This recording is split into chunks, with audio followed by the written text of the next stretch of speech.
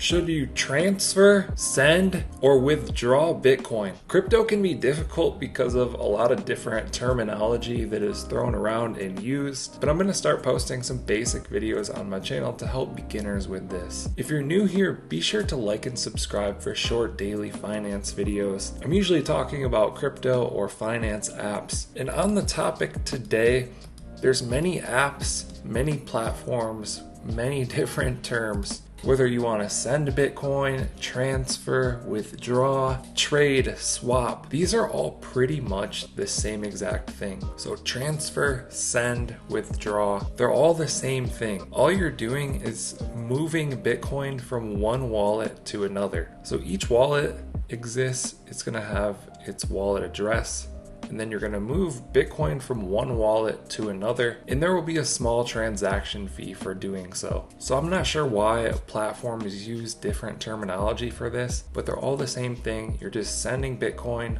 one wallet to another. Now you could also trade or swap, which is sort of the same thing. You're basically sending your Bitcoin to someone else, to their wallet, and then they're sending you a coin or some monetary unit to your wallet. So you could swap Bitcoin for Ethereum. You're sending them Bitcoin, they're sending you Ethereum. Or you could trade Bitcoin for USD, you're sending them Bitcoin, they're sending you US dollars, which then you could trade for a different cryptocurrency or you could send to your bank. But all of these things involve just sending crypto from one wallet to another. On a trade or swap, you get something in return.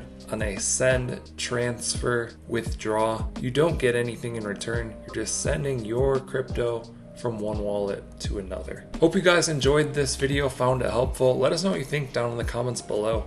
Like and subscribe if you want to see more videos like this. Thank you guys for watching. I'll catch you in the next one.